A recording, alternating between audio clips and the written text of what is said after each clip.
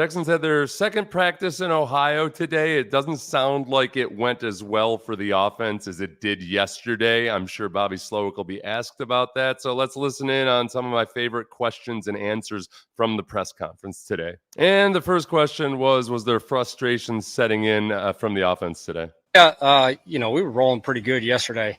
And really for the last couple of days, we've had some good days of stacking things together. Today was tough with the elements. The balls got pretty slick as practice went on, which I think was evident and you could see.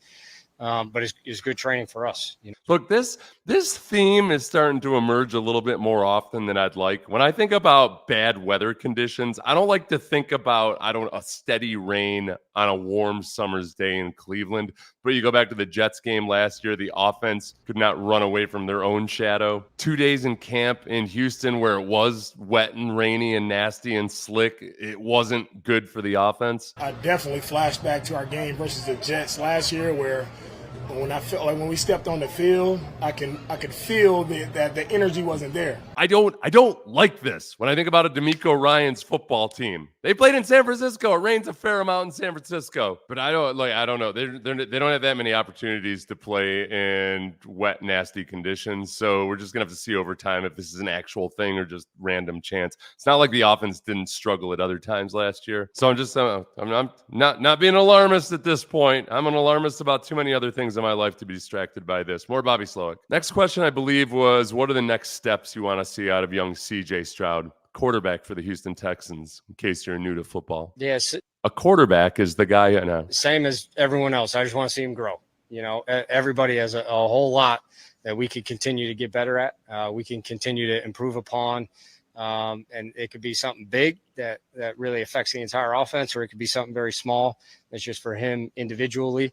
But every day we give out specific coaching points to individuals. Obviously, he gets a lot of those. Couple things. One thing specifically about CJ and what he might be working on. I think CJ himself has said this is what we're talking about all offseason is being more involved in the run game, which you can do now that he's got the fundamentals of this offense down, pass protection, all of those finer aspects of being the guy that directs all the traffic. Second thing, unrelated to the previous answer, but related to the offensive struggles at times this camp. I do sometimes look at some of the frustration of the offense or times that CJ's got frustrated as ultimately a good thing as long as it's because they're pushing so hard to break through to another level. That we've seen this before with Tom Brady, various years where the offense got to a slow start in New England because you've got a bunch of perfectionists trying to fine tune everything. And sometimes it gets a little bit glitchy as you're trying to do all that.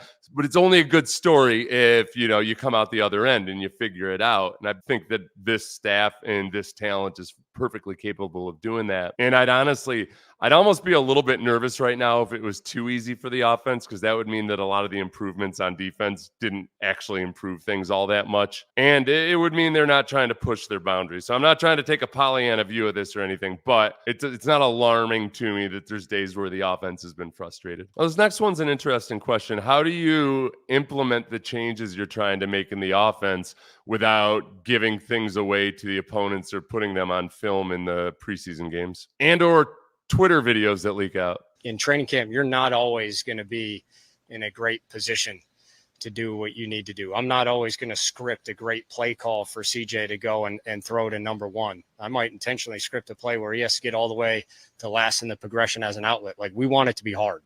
And they embrace that. They know that.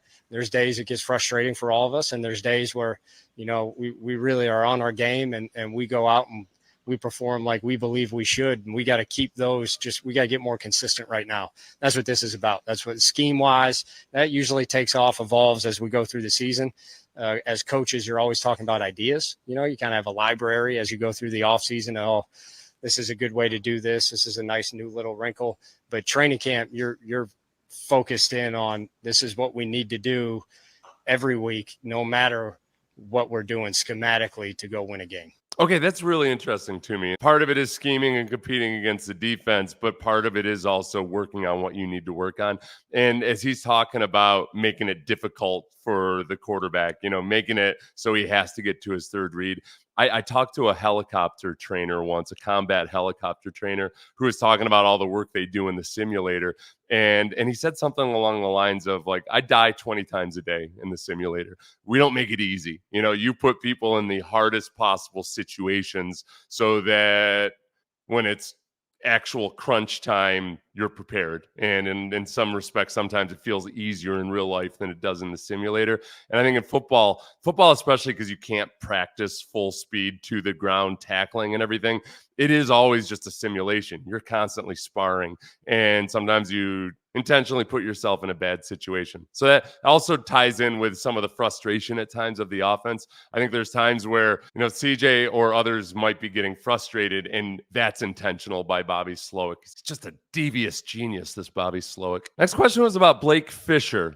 Very intrigued by this, especially with Titus Howard being taken off the field in a cart today. Again, no, I don't have any updates right this moment on that, but it is a stark reminder that your swing tackle, just like George Fant ended up being your starting right tackle last year, kind of a big deal in the NFL. Yeah, he's out there competing. In pass pro, he particularly has made some technique adjustments that have helped him for sure. The rushers he's going against have helped him. I know he's had a lot of conversations with them on what they're thinking, what they're doing. And, talking to other old linemen has obviously helped him. And then the run game for us is just very different than where he came from college, but he's been doing a good job. He's bought in. And really right now, I'd say he's probably a little further ahead in the run game than the pass game. He's just got to put his head down and keep growing. That's really interesting what he said, because you think, oh, okay, Blake Fisher's a tall, lanky guy. He's probably going to struggle more in the run game and in the pass game. The run game, at least consciously, you got to get down and root guys out. And Blake Fisher is very capable and prepared to do that, I think. It's in the pass game, especially sometimes with guys who are athletic but not as stout, they actually struggle more with the power element of a speed rusher. Because as they're trying to kick slide their way back to meet a guy like Danielle Hunter, they've got a tendency to kind of get a little too high and expose their pads. And that's when you'll see Blake Fisher at times get just rocked backwards with a bull rush or a long arm or something like that. So I am encouraged by his progress. I wish that there was another guy that you felt good about as a potential third offensive tackle right now, because time she's a wasting. So we'll see Blake Fisher versus Highsmith this week, the right edge rusher / outside linebacker for the Steelers. He's very, very good. Probably won't see TJ Watt versus Blake Fisher all that much, because TJ Watt plays predominantly on the left-hand side. And not to mention, just not to get off on a tangent about the Steelers, but their interior line's very stout too. And they run a 3-4, which is a different front than the Texans have been seeing during training camp and in the first preseason game. So this is a really good challenge versus a Steelers team that's probably going to play a bunch of their starters this week. And if you're looking for some action on this preseason game, which might be one of the more physical preseason games played in the history of football, that's a bit of an overstatement, but BetUS makes it very, very easy and very, very fun. A whole bunch of great future bets. Like right now, I'm looking at the next team that Brandon Ayuk is going. So I'm scrolling down through Twitter and trying to figure out. They're going to give you 125% bonuses on your initial deposits, 3 initial deposits, up to $2,000. Super easy and a great way to hone your skill as we narrow in on this 2024 NFL season. My link is below if you want to get those 125% bonuses. I believe this next question was about Dameon Pierce and the other running backs taking advantage of Joe Mixon's absence and how they're all looking, et cetera, et cetera. Dameon's feeding off that. He's putting his head down, working. He's made huge strides from where he was at last year and what he's growing in and what he's trying to do. Cam is obviously the newest to the crew. But he's been running a lot of very similar stuff in LA for a long time. And then in Minnesota, it was pretty similar as well. So it's not completely new to him, and he picked it up quick. You can see the talent and the vision and the cutting ability, which is impressive coming off the 2 injuries he had. Okay, I cut his answer to just Dameon Pierce and Cam Akers, because those are by far the 2 most fascinating and intriguing guys to me right now. As far as Dameon Pierce goes, I do think that he does look more decisive in a practice environment than he did last year. He looks more comfortable in the offense. And honestly, Sean Pendergast and I talked about this morning. One of my concerns about him that doesn't have anything to do with the scheme necessarily is just the fact that he trimmed down last year before the season, and now he's trimmed down even further from that.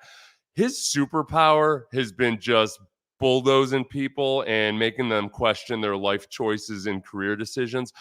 And I just, even on his good runs last year, we didn't see that same version of Dameon Pierce. And I worry sometimes when guys change body weight that in trying to get better at one aspect of their game, they detract from the thing that makes them really special. So we won't know until we see it out there on the field. And maybe just being uncomfortable in that offense last year and whatever other challenge he was having that, Nick Caserio alluded to, maybe that was simply the reason that even when he was in the open field last year and had a clear path, he wasn't really bulldozing people. Maybe it's as simple as all that, but we'll just hopefully find out against Pittsburgh. Hopefully it'll be a really good answer, and it doesn't have to be a whole bunch of reps, and you won't have to risk injury. As far as Cam Akers, look, a guy he's risked injury to the point of getting 2 torn Achilles tendons. From the very get-go, I was saying like, hey, don't hold your breath on this. He's coming off his second Achilles. And that second Achilles was like 8 months ago.